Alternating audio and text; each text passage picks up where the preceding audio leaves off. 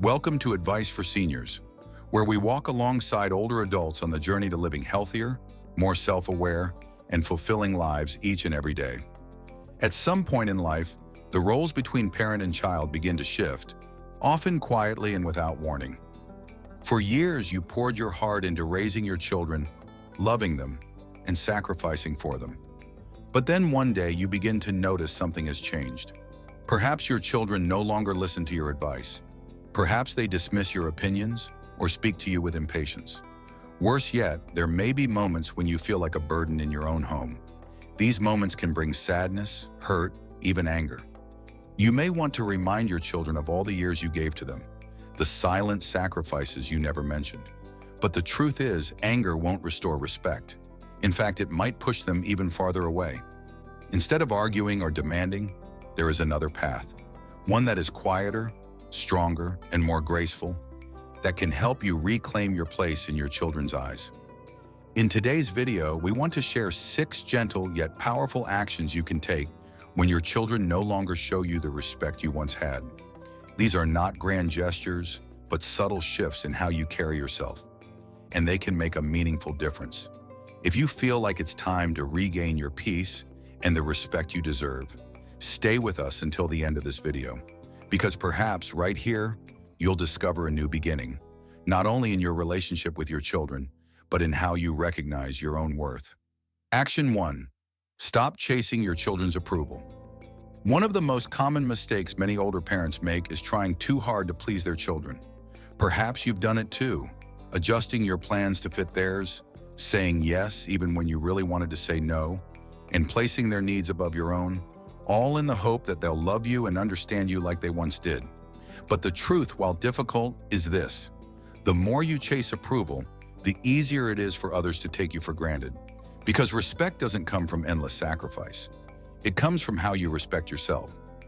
I once met a woman named Margaret, who had been a strong and independent mother throughout the years she raised her children. But as she grew older, she began letting her children make every decision for her.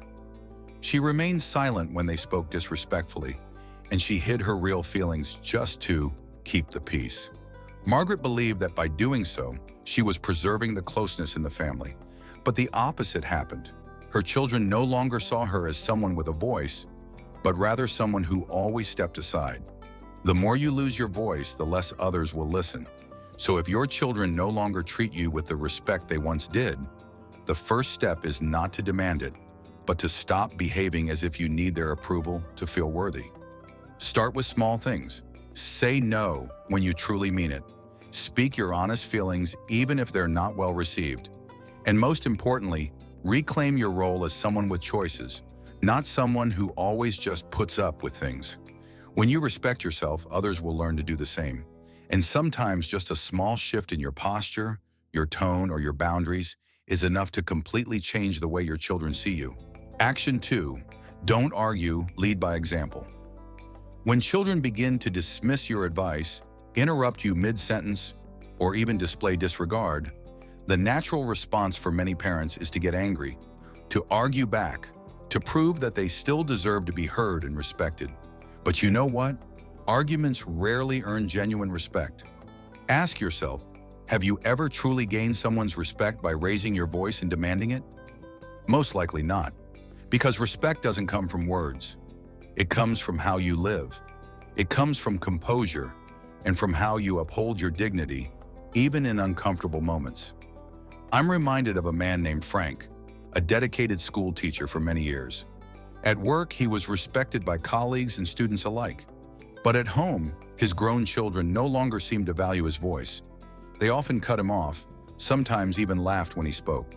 At first, Frank tried to argue, hoping to prove that he still mattered. But the more he tried, the more drained and distant he felt. One day, he made a change. He stopped arguing.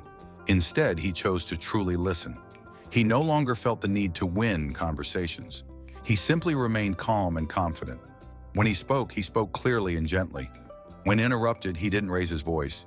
He simply said, "I'll continue when you're ready to listen."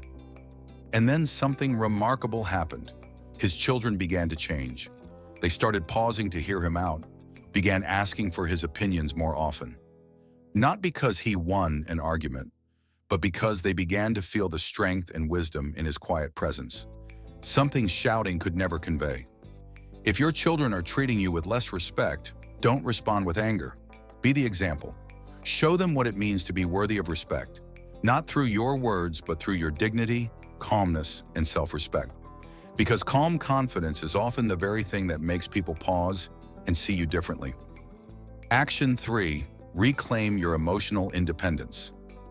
One of the most difficult lessons many parents must learn in later life is this: you cannot rely on your children to fulfill your emotional needs. You can love your children unconditionally. You can hope that they love and cherish you in return. But if you need their affection to feel worthy, you place yourself in a vulnerable position. The truth is, people, including our own children, tend to respect those who are emotionally independent. When you rely on your children to call, to check in, to show affection so that you feel needed, it can, often unintentionally, place a weight on them. Rather than feeling grateful, they may start to feel tired. And when they feel pressured, they often pull away, calling less, visiting less, rushing conversations. I once knew a mother named Helen, a gentle woman who had devoted her youth to caring for her husband and children. After retiring and with her children grown, she lived alone and began to feel deeply lonely. She waited for her children to call each evening, and if they didn't, she would be the one to reach out. Every time they spoke, she would repeat things like, "I miss you so much," or "Why haven't you visited?" But the more she did that, the more isolated she felt. Then one day, Helen made a choice. She stopped waiting by the phone. She stopped calling first. Instead, she learned how to knit, joined a gentle yoga class for seniors, and became part of a book club at the local library.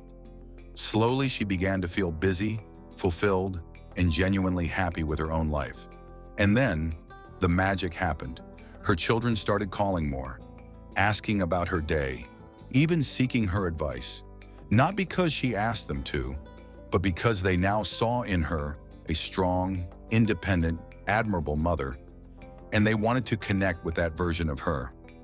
The message here is simple. The less you depend on your children for emotional validation, the more they may feel drawn to love and respect you. Build your joy from within. Love yourself first. When you live with a sense of fullness and peace in your soul, you don't just inspire your children. You quietly demand their respect through your grounded presence. Action 4. Set and maintain boundaries. One of the most common reasons children lose respect for their parents is because the parents, often unknowingly, allow it to happen. When you accept being spoken to disrespectfully, having your opinions dismissed, or your time and feelings disregarded, your children will likely continue doing it. Not because they don't love you, but because people and families often treat us the way we allow them to. Setting boundaries doesn't mean cutting off relationships or creating conflict. On the contrary, it's an act of healthy love. It shows that you know your worth and expect to be treated accordingly. And more important than just expressing those boundaries is standing firm when they're crossed. I remember a man named Robert, a former business owner, disciplined, confident, and very successful. But after retiring and moving closer to his children, he began to feel dismissed. They interrupted him during conversations, ignored his opinions, and even criticized how he chose to live. At first, he remained silent, thinking it would keep the peace. But over time, he realized that every time he stayed silent, he was silently saying that this behavior was acceptable.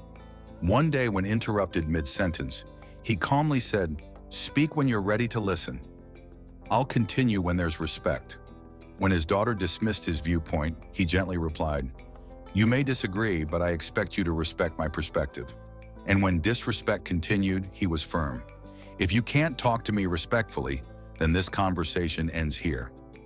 At first, his children were frustrated, but as time went on, they changed. They no longer brushed him off. Instead, they began to see a man who respected himself, and they admired that. If you feel your children are treating you with less respect, pause and ask yourself, when did I start allowing this to happen?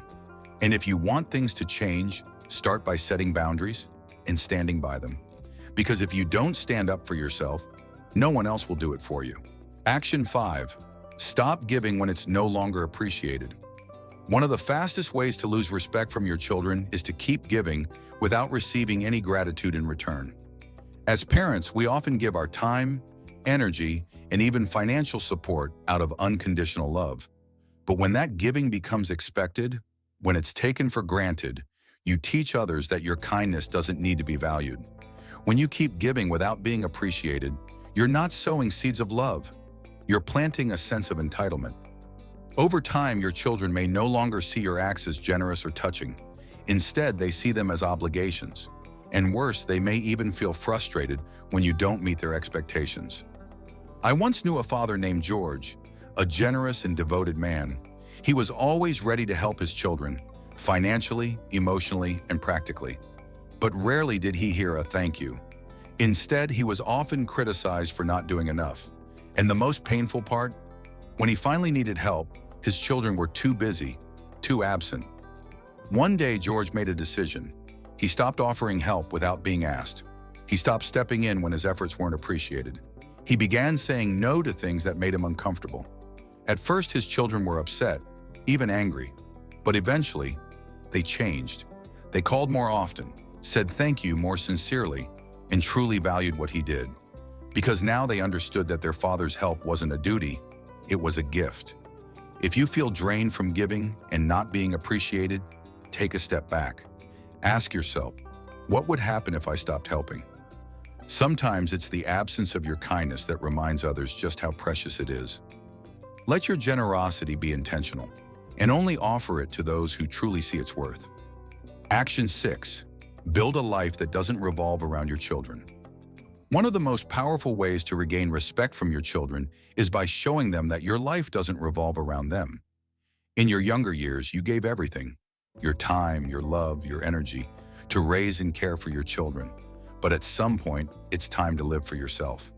If you continue to center your entire life around your kids, chances are they'll begin to see you as a constant.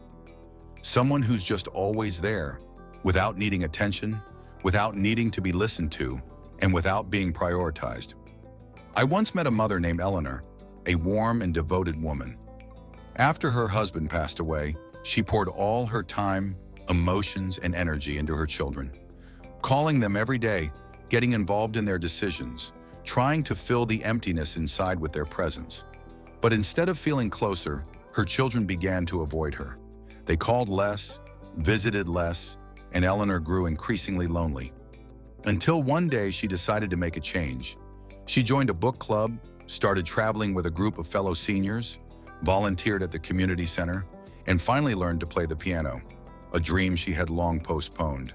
And something remarkable happened. Her children began reaching out to her, not out of obligation, but out of curiosity, admiration, and respect. They asked where she'd been, who she'd met, and occasionally even felt a bit jealous of her active lifestyle. The lesson is simple and powerful. Those who have a life of their own are the ones who earn respect. Those who live with passion, purpose, and joy radiate a natural energy that others are drawn to. So if your children no longer seem to respect you as they once did, don't try to control them. Turn inward and care for yourself. Learn what you've always wanted to learn. Do what you've always delayed. Reconnect with old friends.